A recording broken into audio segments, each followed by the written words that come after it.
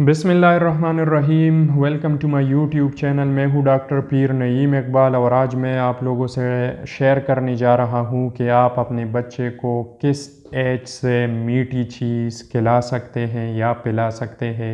ज़रूरी इसलिए समझा कि मैं देखता हूँ अक्सर चाइल्ड ओपीडीज़ या क्लिनिक में ऐसे बच्चे आ जाते हैं जिनके हाथ में फीडर होता है और उसके अंदर टैंक की शरबत या रूह अफ़ज़ा जैसी शरबत वो उसके अंदर बनी हुई बच्चे के हाथ में पकड़ाया होता है। तो ये क्यों ख़तरनाक है? जब आपके बच्चे की एज साल से कम हो, आप कोई मीठी चीज़ ना खिलाए ना पिलाए, चाहे वो बेकरी फार्म में हो, ड्रिंक्स के फार्म में हो या शरबत हो, वॉटेवर।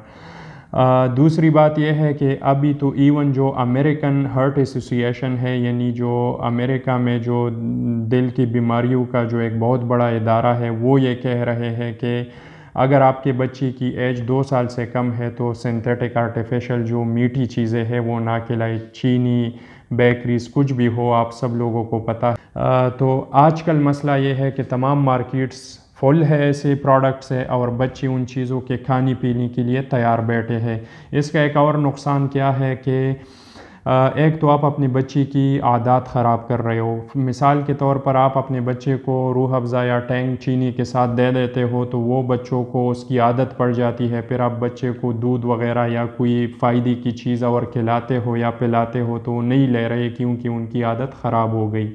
तो बहुत ज़रूरी है कि आपके और उनको पहले से मीठी चीज़ें ना खिलाएं जब तक उसकी एज जो है वो 12 महीने से ऊपर ना हो। और फिर भी अगर 12 महीने के ऊपर भी आपने देने हैं तो कम दिया करें, क्योंकि जो ज़्यादा मीठा है वो तो बड़ों के लिए भी नहीं ठीक, लेकिन बच्चों के लिए ख़तरनाक इसलिए है कि एक तो बच्चों का जो ग्रोथ है उस पर इसका इफ़ेक्ट आता है, दूसरा जो है बच्चों की बाद की जो लाइफ है उसी में आपके बच्चे मुतासर हो सकते हैं बड़ी बड़ी बीमारियों की शक्ल में।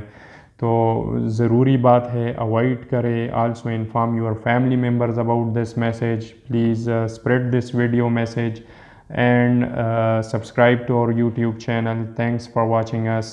अल्लाह हाफिज़।